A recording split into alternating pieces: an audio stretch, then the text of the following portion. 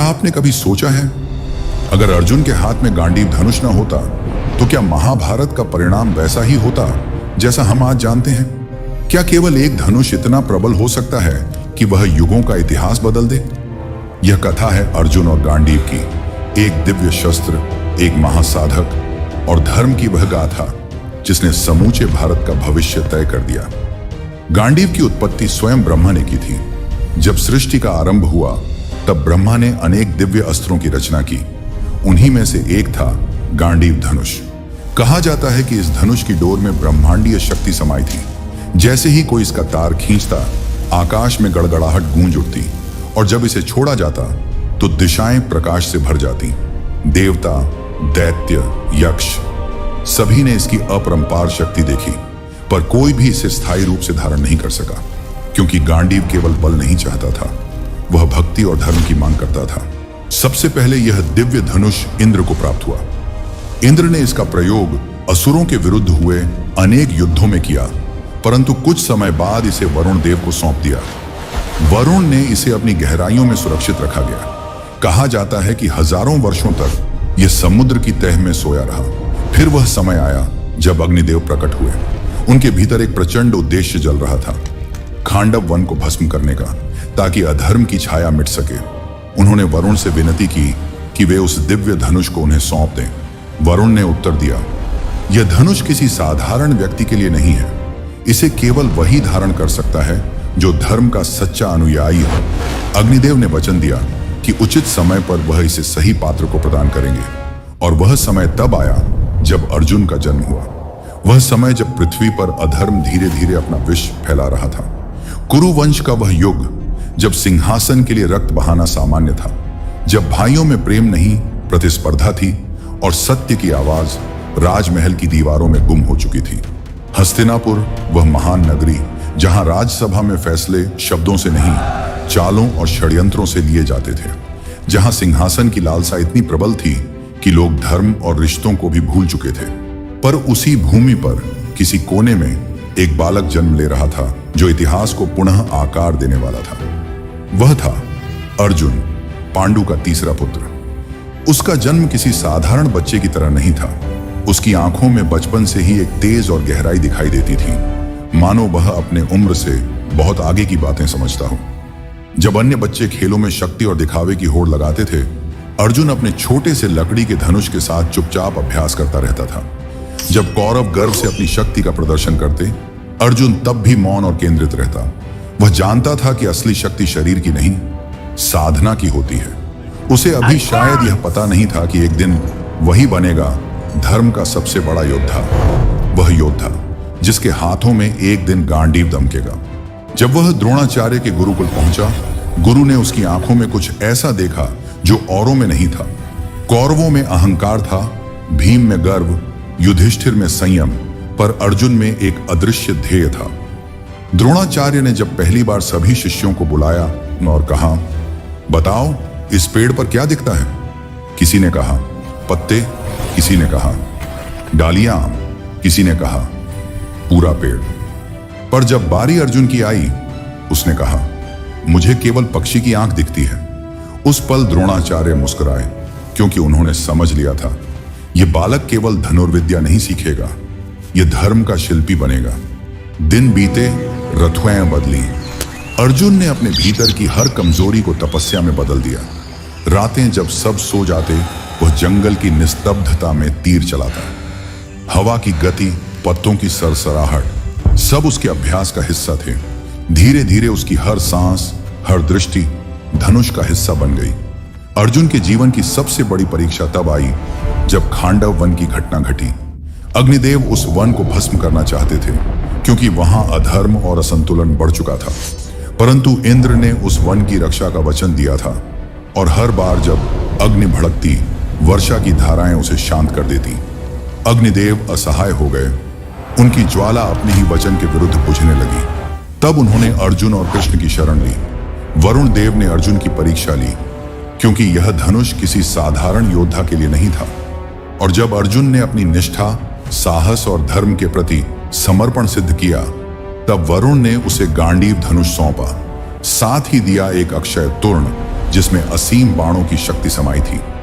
जब अर्जुन ने पहली बार गांडीव की प्रत्यंचा खींची तो आकाश तक एक गूंज फैल गई, मानो स्वर्ग स्वयं घोषणा कर रहा हो कि यह अस्त्र अब अपने योग्य स्वामी को प्राप्त हो चुका है। कृष्ण उसके सारथी बने और साथ मिलकर उन्होंने उस दिन इंद्र के वज्र को भी निष्प्रभावी कर दिया। अग्नि ने प्रज्वलित होकर खांडव वन को भस्म किया और धर्म का संतुलन पुनः स्थापित हुआ। उस दिन गांडीव की गूंज दिशाओं में फैल गई।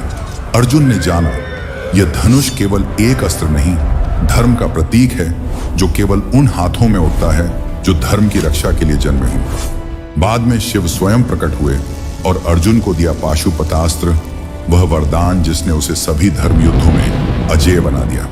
हस्तिनापुर लौटने पर अर्जुन का स्वागत हुआ, पर हर मुस्कान के पीछे ईर्ष्या की छाया थी। कौरवों के हृदय में असंतोष था, क्योंकि उन्होंने देखा अब अर्जुन केवल एक धनुर्धर नहीं, बल्कि वह शक्ति बन चुका था जो धर्म का पक्षधर है। दुर्योधन के मन में आग भड़क उठी। वह समझ चुका था कि यदि कभी युद्ध हुआ तो यह गांडीव ही उसकी पराजय का कारण बनेगा। पर अर्जुन के लिए यह धनुष कोई विजय का साधन नहीं था। यह एक वचन था जिसे उसने अग्निदेव के सम्मुख निभाने का प्रण किया था। समय बीतता गया। राजमहल के गलियारों में राजनीति की गंध और तीव्र होती गई। सभा में शब्दों से ज्यादा मौन की चालें चलने लगी। और एक दिन वह दिन आया जब धर्म का वस्त्र उतार दिया गया और सम्मान का अपमान हुआ।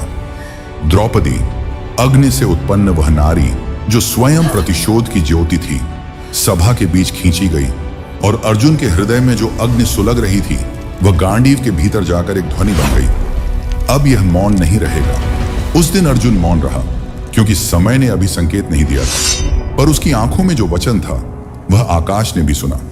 फिर आया वनवास, 13 वर्षों का निर्वासन, जिसमें अर्जुन ने शस्त्र नहीं छोड़ा बल्कि स्वयं को फिर से गढ़ा। वनवास केवल दंड नहीं था, वह अर्जुन के लिए एक आंतरिक साधना थी। जहां बाकी भाई दुख में डूबे थे, वह जंगलों में ध्यान कर रहा था। कभी पहाड़ों पर, कभी नदी किनारे, कभी घने अरण्यों में वह अपने भीतर की शक्ति को समझने लगा। कहते हैं वह वर्षों तक हिमालय की गुफाओं में रहा, जहां वायु भी स्थिर थी और शांति इतनी गहरी कि मन डूब जाए। वहीं उसने महादेव को प्रसन्न करने के लिए तप किया। दिन रात एक ही स्वर गूंजता था, हर हर महादेव। वर्षों बाद जब वनवास समाप्त हुआ, हस्तिनापुर की धरती पर फिर से सभा सजी, पर इस बार शब्द नहीं, युद्ध के संकेत बोले। दुर्योधन ने धर्म की सभी सीमाएं लांघ दी। राज्य, अहंकार और मोह, इन तीनों ने मिलकर एक ऐसा अंधकार रचा जिसमें सत्य का स्वर्ग हो गया।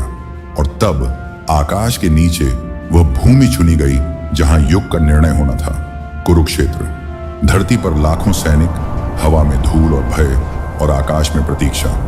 एक ओर अधर्म की सेना, दूसरी ओर 5 पुरुष पांडव, और उनके बीच खड़ा था एक योद्धा जिसके हाथ में गांडीव था, अर्जुन। उस दिन सुबह जब सूर्य उदय हुआ तो उसकी किरणें लाल नहीं, रक्तिम थी। अर्जुन रथ पर खड़ा था, कृष्ण सारथी के रूप में। रथ के पहिए धूल में घूमते और युद्ध भूमि मौन थी, मानो स्वयं समय सांस रोक कर देख रहा हो। अर्जुन ने सामने देखा, भीष्म, द्रोण, कर्ण, जयद्रथ, हर चेहरा उसके जीवन का कोई अध्याय था। उसकी उंगलियां गांडीव की डोरी पर टिक गईं, पर मन कांप उठा। वह बोला, हे माधव, मैं यह युद्ध नहीं कर सकता। इन सब में मेरे गुरु हैं, मेरे सगे हैं, उन पर तीर कैसे चलाऊं? कृष्ण मुस्कुराए, अर्जुन, तू शरीर देख रहा है, आत्मा नहीं। यह युद्ध केवल तेरा नहीं, यह युद्ध धर्म और अधर्म का है। जब धर्म खतरे में हो तो मौन भी अधर्म बन जाता है। अर्जुन ने नेत्र मूंदे। वह सुन रहा था, मानो गांडीव भी उसकी हथेलियों में फुसफुसा रहा हो।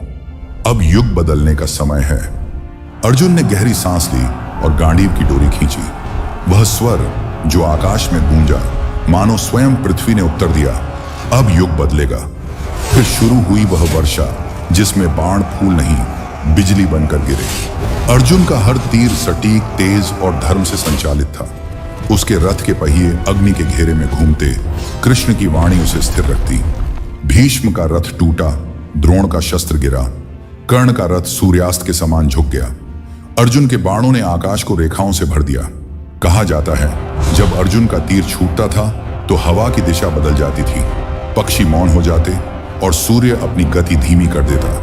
वह दृश्य इतना भव्य था कि देवता भी वायुमंडल में आकर देखने लगे। जयद्रथ जब सामने आया, कृष्ण ने कहा, अर्जुन, आज सूर्यास्त से पहले इसे मारना होगा, वरना कल सूर्य तेरा नाम नहीं लेगा।